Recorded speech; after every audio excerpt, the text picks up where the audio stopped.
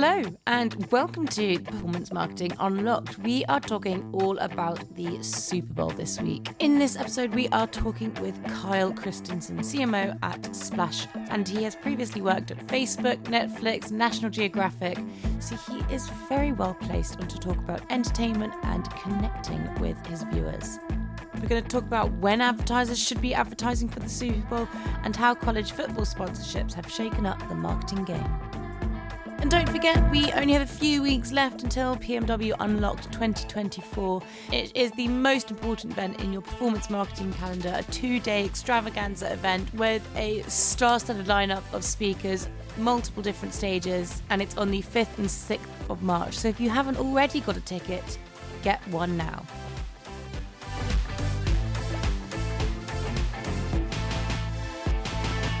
So Kyle, thank you very much for joining us today on the Performance Marketing Unlocked podcast.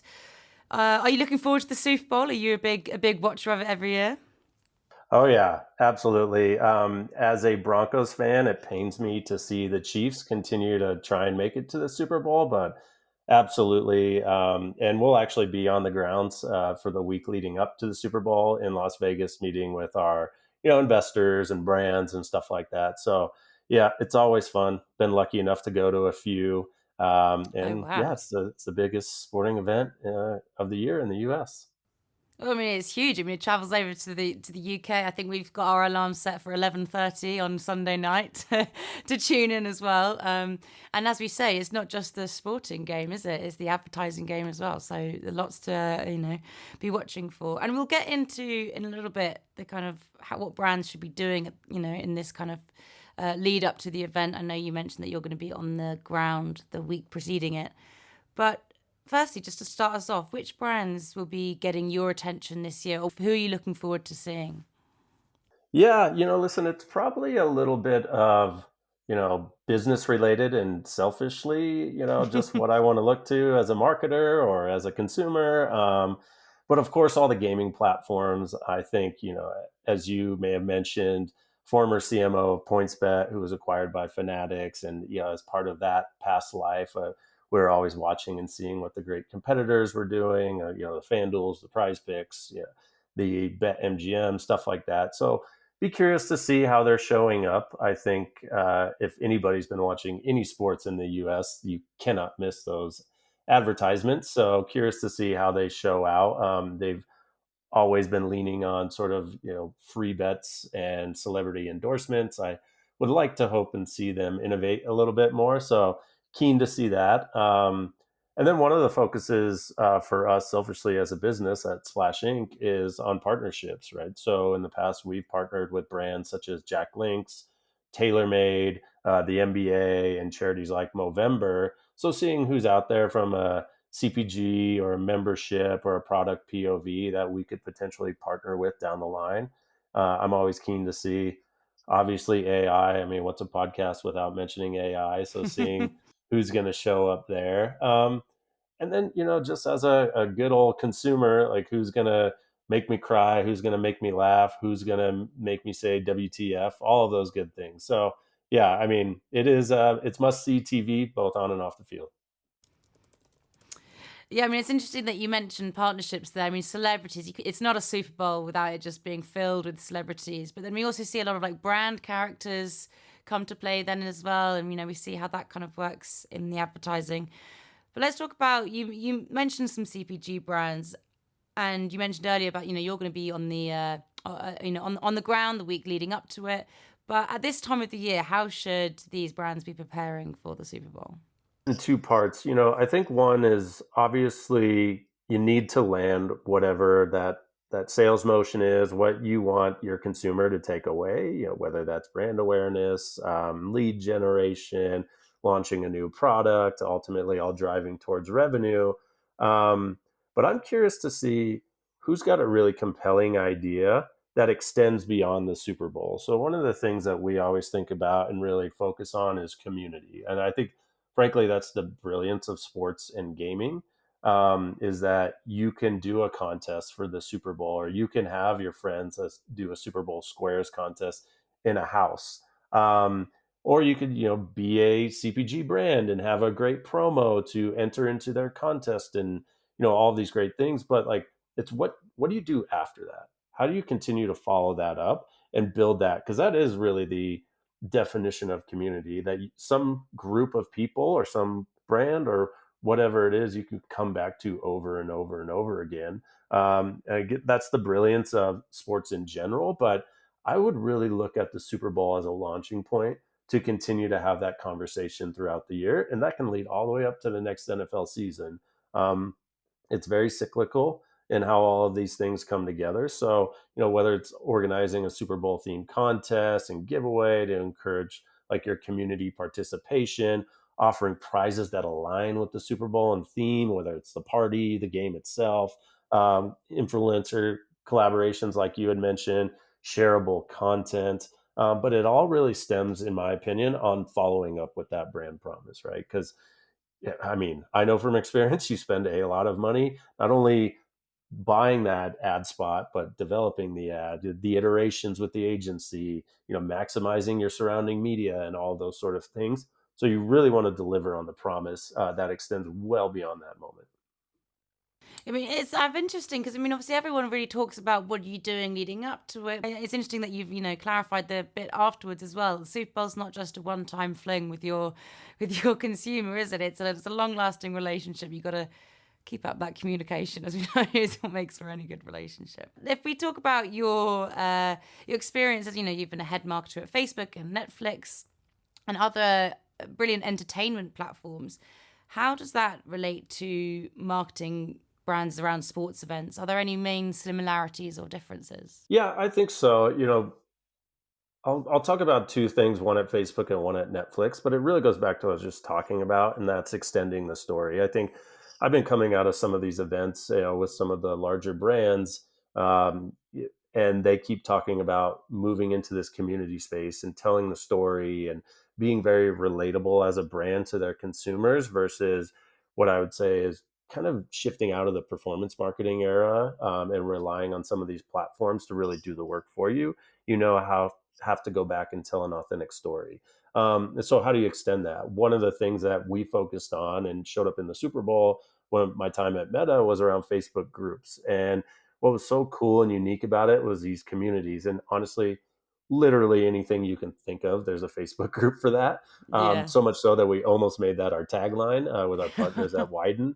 Um, but what we really notice at the end of the day is like, and that's where our More Together tagline came from, is just like these people coming together. And at first they come to a group because they have a need, but they stick around because everybody's so nice and helpful. And that turns into being somebody who wants to help other people because there's always a new person that comes in. So whether, some of the groups that we featured were like women who climb, stay at home dads, gardening for rookies, things like this, where you come in and you're like, how the hell do I do this?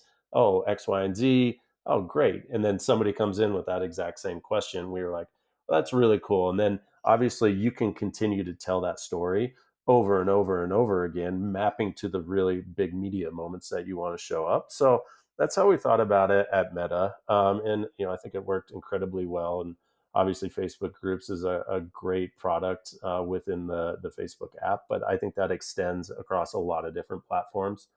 um, at Netflix, it was a really unique challenge. So I was part of the early team that launched Netflix original films, and the narrative at that time was, Netflix only had really old movies or these really obscure, like direct to DVD, direct to streaming at the time, and that like it just wasn't great, right? But we are starting to get, and as you can see today, they're getting really, you know a talent, great stories, blah, blah, blah. But that wasn't the theme at the time. And so a lot of our job and kicking it off, again, in this moment was about dispelling those early narratives around our films. So we leaned into this kind of theme that was like, what makes a movie a movie?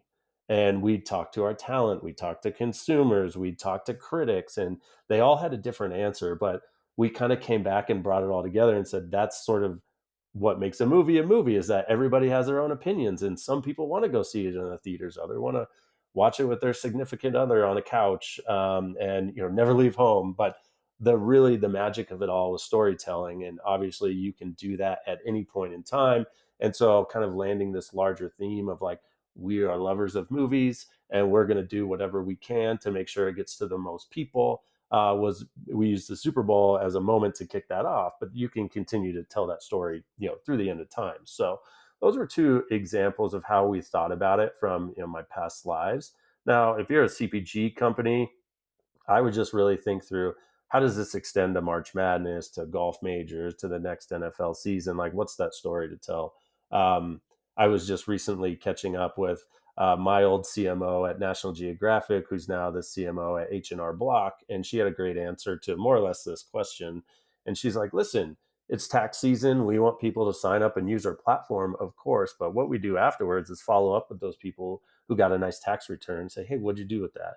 And one was like, going to buy a refrigerator. One of them's going to go on vacation. One of them's going to finally, go out and visit the great upper Northwest or whatever it is, right? There's like a really cool story to tell. And like finding and tracking that people is that, yes, in that moment, tax season, get in there. We really want to sell our products, but this is like what our product unlocks for you down the line, I think is really cool. It's interesting to see when you speak about those three different but huge entertainment companies, and the kind of the almost like the drawing board beginnings of whether what it's your tagline going to be, or kind of like what's your goal going to be. And they all sound quite similar in that kind of respect when you kind of are, brainstorming in that kind of way. I mean, what is it like? I mean, I know we're trying to do this as a speedy episode, but what's it kind of like at the beginning stages? Well, here's what I'd say. It's not like the magic of, a couple brilliant marketers thinking of this stuff as much as I would like to say it is. It is getting in and talking to the customer and listening to their stories. At the end of the day, I think it is a marketer's, it's a business job to listen to their customers and what they want, and either try and deliver it to them or get them into a place where they feel comfortable with what we're giving them. And yeah, I think in every single one of those instances, we were sitting around and talking to customers, and a couple of them just really stood out. We're like, wow, like we don't need to come up with a great tagline or a song and dance. We just need to tell that story, because at the end of the day, I think as a consumer outside of the big brand world now, um, it's hard to relate. And so why not just tell relatable stories? And basically you remove yourself as a corporation or an entity, and just as a relatable product that helps you unlock certain things. So I think that's how we approached it. And I would just advise anybody to approach it, is just by listening to your customers and how they've used it in great ways. Well, brilliant. Let's go back to the well, not quite the Super Bowl, but college football sponsorships have taken quite an interesting turn over the last kind of 6 months to a year as well. And I know you wanted to come and talk about Pop Tarts and what they've done as well. So how has college football shaken up the marketing game in this sense as well? Well, there's two things. One, I think it's brilliant that Pop Tarts, Cheez Its, in early days, Dr. Pepper incorporating themselves into like halftime contests and stuff like that. It just makes it more fun and again relatable as a brand, versus you're talking with somebody. So I always find that really fun and compelling, and tip of the cap to anybody who's willing to take that risk, even though it's not a risk. Just again, like having some fun with it, like not being as serious. The other thing that's really interesting to me, and I'm a Colorado Buffaloes fan, so if you've paid any attention to college football this year, Coach Prime's taken over everything. Him and his kids are on every other commercial, but it's really like the NIL stuff in general and allowing players to monetize what they're doing. Now, how does that change the game as a college football fan? TBD. But on the other side of the house, when you have sort of this great swath of players and personalities and everybody sort of coming in and out of their amateur status but able to monetize it, it's another way to reach a younger audience. One of the things at Splash Inc. that we're talking through right now is like, how do we make sure to responsibly reach a younger consumer, without kind of like overextending ourselves. And I just think it's really cool to see a lot of these people with great talent, being able to not only monetize but insert themselves into a conversation they otherwise would have to be more or less muted about. So those are kind of the things I'm keeping an eye on. It's really like, to use a sports analogy, the first quarter of a lot of these things, and so let's see where it goes. But yeah, I think it's really cool to find these moments and times and opportunities where everybody is watching and inserting your brand in a fun way. That's got to be something that's said so frequently on this podcast is let's see what happens, like with the emergence of so many different technologies or new types of marketing. It's always like, yeah, it looks interesting. Let's keep an eye on that and just see what happens. But before we, let you go to the rest of your day over in the US, everyone wants to know, is there a secret to success? And so I wanted to ask you if there's something that you think is more overrated. What should people get rid of when it comes to Super Bowl advertising? Yeah, listen, I think it's the gimmicks. It's a little bit of the reliance on celebrities to deliver a message. It's sort of all the things I think a good marketer knows, but you still fall into traps. And I'm guilty of this too. You kind of lean on a celebrity and think it's going to unlock something, or you've seen it done before and you see how can it transfer over to my industry. But listen, the consumers aren't stupid, right? At the end of the day, they know exactly what they want and they're going to go out and find it, hell or high water. So, how do you continue to think through that? And it just all goes back to talking to the customer, understanding their pain points, seeing how you can deliver that. For us at Splash Inc., it's really about delivering communities, whether it's a free to play game, whether you're a brand that wants to, play games with their community, or actually play for real money. We have that opportunity on one of our platforms as well. Our co-founder always tells the story about how he graduated from school and it was about 20 of his closest friends started a fantasy league, and now it's ballooned to about 35, 40 people. But they all have kids and lives and things that wouldn't allow them to do the things that they were able to do in their 20s. But every year around that same time they get together and go out and they spend 2 or 3 days getting their fantasy lineup and all sorts of fun stuff, and you wouldn't trade that for the world. And so that's what we think really brings community together is these sports and games. So well, there's lots to look forward to over the next coming days as we head towards the Super Bowl. Thank you very much for listening to this week's episode. And if you did like the episode, please let us know. We'd love to hear from you. So connect with us on social, send us an email, and subscribe at performancemarketingworld.com to keep on top of all the trends, news, and analysis from the performance marketing world. Thanks very much for listening, and goodbye.